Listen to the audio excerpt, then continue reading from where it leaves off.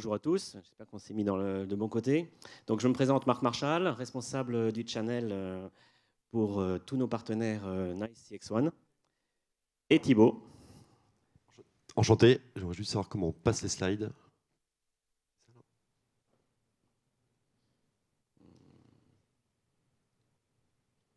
C'est bon? Vas-y. Voilà. Donc, Thibaut va vous introduire Ovalo pour que vous compreniez bien avec qui vous parlez. Moi, je vais me taire pour l'instant. Donc oui, je vais introduire Ovalo brièvement, parce que ce n'est pas l'objectif de vous faire tout un speech commercial sur Ovalo, mais peut-être que certaines personnes ici ne connaissent pas. Donc Ovalo, on est un cabinet de conseil spécialisé dans la transformation digitale de la relation client, et plus spécialement dans le domaine des centres de contact.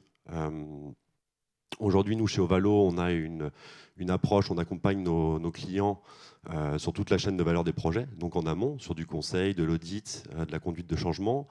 On accompagne également sur des projets d'intégration et de migration de centres de contact, et également post-projet sur de l'expertise technique ou des centres de services. Ovalo, on a une approche historique sectorielle grand compte du CAC 40 et des ETI, mais avec l'avènement du CICAS, on va y revenir dessus après. On accompagne également maintenant de plus en plus le mid-market. Historiquement, on a toujours accompagné le secteur BFA, banque, finance, assurance. Aujourd'hui, ça représente encore 60% de notre activité, mais on accompagne également maintenant de plus en plus, on se diversifie sur des secteurs comme le tourisme, l'énergie ou le transport. En bref, Ovalo, c'est quoi? C'est 70 collaborateurs passionnés de relations clients, avec une très forte expertise dans les centres de contact, depuis maintenant bientôt 10 ans, puisqu'on a été créé en 2015, et une présence nationale en France, principalement à Paris, Lille, Rennes, Niort et Lyon. Donc, Thibaut, on va voir aujourd'hui quelles sont les nouvelles tendances en ce qui concerne les comportements d'achat des consommateurs. Et tu avais préparé quelques événements là-dessus, les éléments financiers et statistiques. Exactement. J'ai préparé quelques slides, également quelques... Alors, trop tard. Comment on revient en arrière? On va revenir en arrière. Ok. Donc c'est vrai qu'aujourd'hui, depuis 3 ans maintenant, depuis le Covid, les acteurs de la relation client en global, on vit quand même une période assez passionnante, avec un cycle d'adoption d'innovation technologique extrêmement puissant, et plus particulièrement sur les canaux digitaux. On a pu voir à ce moment-là, depuis 3 ans maintenant, les attentes des consommateurs qui ont évolué, que ce soit en termes sur les services digitaux, de comment consommer des nouveaux services, des demandes, acheter des produits ou des services. Et on a pu voir que dans le même temps, les grands retailers comme Amazon ou des grandes banques ont proposé des innovations à leurs clients pour permettre de nouvelles expériences et l'accès à certains services sur ces canaux digitaux. Donc une fois qu'on a dit ça, se pose une question, et c'est important de comprendre où et quand commencent les interactions, les premières demandes des clients. Et ben aujourd'hui, on s'aperçoit que dans 80% des cas, et c'est un chiffre qui est extrêmement significatif, les premières interactions se font sur le digital, sur des canaux digitaux en mode self-service. Et donc, logiquement, il reste 20% des interactions qui restent sur le canal voix avec des agents. Mais ce qui est important de comprendre, c'est cette première tendance. Au sein de ces 80% des interactions sur le digital, on va avoir 2 grandes tendances aussi qui sont pour moi très importantes, qui ne sont pas forcément là sur le slide. C'est qu'aujourd'hui, on se rend compte que les parcours clients donc, commencent sur les canaux digitaux, commencent sur les applications mobiles des organisations, en grande partie, mais une autre très grande partie, même la majorité, ne commence pas forcément sur le site internet des organisations, mais sur les moteurs de recherche. Et la deuxième chose, c'est une attente aujourd'hui qui est forte des consommateurs, de pouvoir avoir des demandes en mode proactif pour anticiper leurs besoins et leurs demandes sur ces canaux digitaux avec l'utilisation de WhatsApp, des réseaux sociaux, etc. On a parlé du Covid, et justement, quand on parle de l'accélération... Quand on parle de l'accélération de l'adoption du digital, il y a une étude McKinsey qui l'a très bien montré post-Covid. C'est que avant la crise et après la crise, l'adoption du digital, elle a doublé. On est passé de mémoire, environ 36% à 60% au niveau global. Et ça vaut pour toutes les régions, ça vaut également pour tous les secteurs d'activité. Et une autre chose que montre cette étude, alors je suis désolé, le slide est en anglais, mais qui est intéressante à avoir, c'est que aujourd'hui, elle a montré cette étude un lien entre les investissements et les expérimentations qui ont été faites par des grandes sociétés et leur résilience à la crise du Covid et après le Covid. Il en est sorti que dans 72% des cas, les grands groupes qui ont investi en R&D, en innovation, en POC, en MVP, qui ont essayé des choses, ce sont ces groupes-là qui ont le mieux résisté, qui ont été le plus résilientes au Covid. Pourquoi ? Parce qu'il a fallu aller sur les canaux digitaux à marche forcée, pour schématiser avec le Covid, et que ce n'est pas le tout de dire j'y vais. Il faut en amont avoir testé, évalué, planifié. Et c'est pour ça qu'on voit également que les sociétés qui ne l'ont pas fait, les organisations qui ne l'ont pas fait, sont celles qui ont le moins résisté au Covid, avec des pertes de parts de marché très importantes, des fermetures, des pertes de croissance, etc. On va se concentrer maintenant sur donc la fidélité aux marques, ce qui nous intéresse tous pour vendre nos produits. Et la question, est-ce que c'est une idée reçue ? Alors non. Non. Alors, plus sérieusement, la réponse, elle n'est pas aussi simple que oui ou non. Donc c'est pour ça que j'ai préparé les slides. Ici, on peut voir un histogramme qui est assez parlant sur le rapport entre la perception qu'ont les organisations et les consommateurs par rapport aux interactions digitales. En bleu ciel, vous pouvez voir que les organisations, les marques, estiment qu'après 3, 4 mauvaises interactions et plus, c'est là qu'il y a un risque de perte, d'abandon et que les consommateurs vont à la concurrence. À l'inverse, quand on pose cette même question à des consommateurs et à des clients, on va dire qu'à la première interaction, ils sont indulgents et laissent une deuxième chance. Il n'y a que 16% des consommateurs qui abandonnent dès la première mauvaise interaction sur le digital. Mais on voit qu'il y a déjà quasiment la moitié des consommateurs et des clients qui abandonnent à la deuxième mauvaise interaction. Et ça, aujourd'hui, là, je parle de consommateurs, etc., mais ça ne vaut pas uniquement pour le retail, ça vaut pour tout type d'organisation, parce qu'on peut voir en France depuis un certain nombre d'années une déréglementation sur beaucoup de secteurs, typiquement secteur bancaire qu'on connaît bien, avec la loi mobilité bancaire. Aujourd'hui, changer de compte en banque, ça se fait en 3 clics. Changer d'opérateur télécom, c'est la même chose, il suffit d'appeler le concurrent, il s'occupe de faire le changement de manière très simple. Pareil pour les assureurs, etc. Donc c'est important aujourd'hui pour les organisations de s'outiller de canaux digitaux fluides. D'autres choses qui sont importantes, ça va être les facteurs qui impactent la fidélité client. On va se focaliser sur les 3 premiers qui sont les plus importants. Ça ne veut pas dire que les facteurs en dessous sont moins importants, mais ils sont moins prépondérants. On a beaucoup parlé du digital jusqu'à présent, mais le premier facteur reste d'avoir des agents avisés, empathiques et professionnels.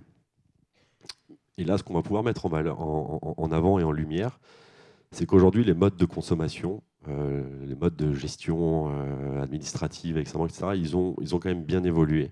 C'est-à-dire qu'aujourd'hui, avec le télétravail, les journées à rallonge, etc., on attend d'être chez soi le soir à 20h pour consommer, aller sur les plateformes des marques. Et c'est à ce moment-là qu'il faut disposer d'un seul service en ligne fluide et pouvoir surtout donner aux consommateurs la possibilité d'accéder aux services avec le canal digital de son choix. Donc ça, c'est aujourd'hui pour les organisations qui arrivent à adresser ces trois points-là, primordial pour garder leur compétitivité sur leur marché. Donc maintenant, on va se concentrer peut-être, c'est comment le faire. Et quels sont, je dirais, les produits aujourd'hui ou les évolutions sur l'expérience client? Quelles sont les solutions qui vont aider à le faire? Alors on va essayer parce qu'on n'a pas énormément de temps, mais Je vais pouvoir répondre quand même sur voilà, justement un peu l'évolution du CICAS. Donc là, pour résumer ce qu'on a vu jusqu'à présent, c'est que les interactions, en grande majorité, elles commencent sur le digital. Derrière, pour répondre à cette interaction, on se rend compte également qu'il faut être en amont sur les moteurs de recherche et de manière proactive.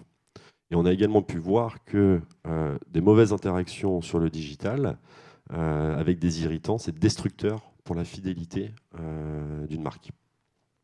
Et enfin, alors même si on l'a vu au début, les organisations, les sociétés, pour pouvoir traverser tout ça, c'est vital aujourd'hui pour elles d'investir massivement dans l'innovation technologique. Et une fois qu'on a dit ça, typiquement, c'est là où un Novalo intervient avec nos clients. C'est que nous, ce qu'on va faire avec les organisations, c'est faire une correspondance entre où en est l'organisation en termes d'investissement dans ces nouvelles technologies et où est-ce qu'il y en a l'organisation d'un point de vue technologique pour l'expérience client, pour adresser ces enjeux. Quand on parle de ça, il y a eu 4 grandes étapes au niveau du CICAS, donc le Contact Center as a Service, qui sont forcément liées à des attentes différentes chez les consommateurs. Le premier, le CICAS 1.0, l'attente était de pouvoir répondre de manière holistique et ne plus se passer des services de résolution traditionnels, donc une mise en place de distribution d'appels et des serveurs interactifs en cloud. Ensuite, les besoins, ils ont changé. Ça a été d'avoir une expérience sans effort, en incluant les propres recherches, voire même les résolutions par soi-même pour les consommateurs. Donc là, sur le CICAS 2.0, on y répond avec le cloud ACD et on combine ça avec de l'engagement collaborateur, la partie analytique et le multicanal, donc l'implémentation des canaux digitaux. Donc là, on est sur la bride de ce qu'on expliquait jusqu'à présent. Mais ensuite, c'est là où il y a un vrai cap sur les attentes des clients, à savoir, sur le 3.0, une demande vraiment de self-service intelligent. Car à présent, aujourd'hui, c'est le premier point de contact qui sollicite, avec une demande de résolution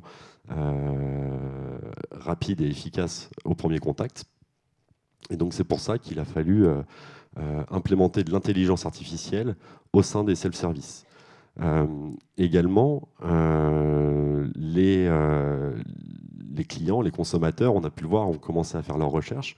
Mais aujourd'hui, à ce niveau-là du CICAS 3.0, on parle de consommateurs qui connaissent mieux le produit et les services que les collaborateurs et les agents qui vont avoir au téléphone. Donc ils s'attendent d'avoir un agent avisé, avec des réponses précises à leurs questions précises.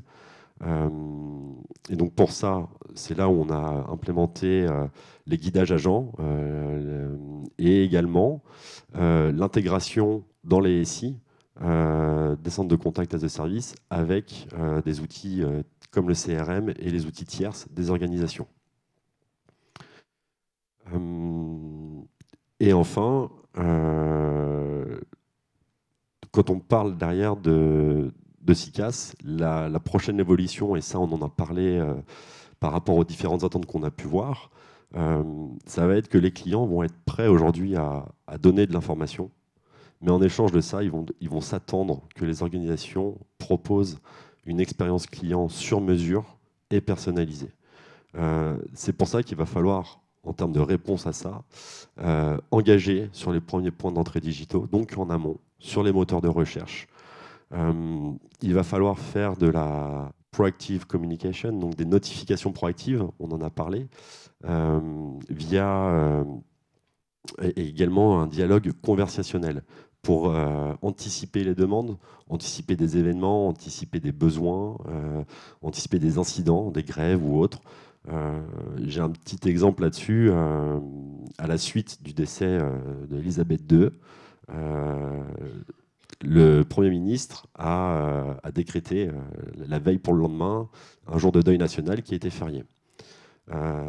Donc toutes les livraisons qui étaient prévues ce jour-là ne pouvaient pas avoir lieu.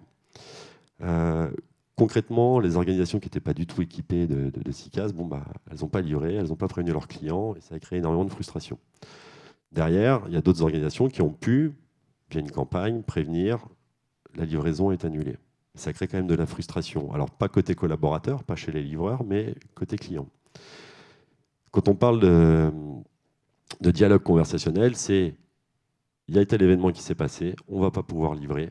On vous propose soit qu'un conseiller vous rappelle lundi, vous replanifiez, soit on planifie directement une nouvelle livraison à telle date, soit vous pouvez aller récupérer votre colis dans un point relais qui est ouvert demain, etc. etc. Voilà un peu l'évolution qui est à prendre en compte selon vraiment, j'insiste là-dessus, selon les attentes de vos clients. Donc c'est vrai qu'on a parlé de manière un peu macro d'attentes clients jusqu'à présent, c'est de manière macro. Les attentes selon votre secteur d'activité, selon votre implémentation géographique, tout un tas de choses, les attentes de vos clients vont être nuancées, vont être différentes. Il faut les assesser pour ensuite déterminer quelles vont être les bonnes solutions technologiques pour y répondre. Et anticiper aussi, évidemment, les futures attentes. Alors, tu nous as présenté pas mal de choses, mais tu as parlé surtout de consommateurs et d'agents, on va dire. Donc, je voulais savoir, pour toi, quelle est la meilleure façon de retenir ces agents, parce que le taux d'attrition est assez fort, et comment on va aussi maintenir l'engagement de ces consommateurs chez notre client. Évidemment, ça ne marche toujours pas. Voilà. Bon, c'est le dernier slide, après il n'y aura plus de couac. Ça passe par déjà la mise en place de ce qu'on a pu voir précédemment. Mais une fois que ça s'est fait, l'histoire elle n'est pas finie. Parce que on met en place un nouveau cycle et c'est important de s'inscrire déjà l'organisation en elle-même dans une démarche d'amélioration continue. Ça, c'est des choses qui sont faites aujourd'hui quand même de manière très régulière. Mais également inscrire la solution dans ce cercle d'amélioration continue. Donc pour ça, il va falloir mesurer chacune des interactions, mettre en place des sondes grâce à l'intelligence artificielle pour pouvoir mesurer les performances, les points de performance clés, mais également les irritants clés et les plus impactants sur la relation client. Et pareil, côté employé. Donc côté client, on parle de se doter d'un outil complet de mesure de la voix, avec des sondages sur la voix, en direct, en indirect, pareil pour les communications digitales, et obtenir vraiment une vue à 360 degrés des expériences perçues par le client. Côté employé, agent, on peut employer les deux termes, là ça va être important de pouvoir se doter d'un outil qui enregistre des interactions au travers de tous les canaux, pour pouvoir prévoir et planifier les ressources selon les charges, selon les compétences et également pouvoir mesurer et coacher le comportement des agents en tenant compte de leurs besoins individuels en accord avec les KPI de l'organisation. Je prends un exemple qui est récent, qui était le Black Friday. La semaine qui a précédé le Black Friday, il a fallu, pour les organisations, sûrement préserver, manager ses ressources pour s'assurer que le jour J du Black Friday et les jours qui suivent, avec une forte demande de services après-vente, on puisse avoir 100% des agents disponibles et frais pour répondre à ces demandes. Et l'autre point aujourd'hui, c'est qu'on parle également de nouvelle génération, donc de rétention et de réussir à fidéliser les employés des nouvelles générations. Donc là, on parle de ludification, gamification, en tenant compte d'un management aujourd'hui différenciant, digital, un peu à la manière des jeux vidéo. On va accorder des badges, des évolutions, etc., des challenges digitaux qui vont permettre de pouvoir manager via le jeu ses collaborateurs. Et on a terminé, il reste 10 secondes, donc on est bon.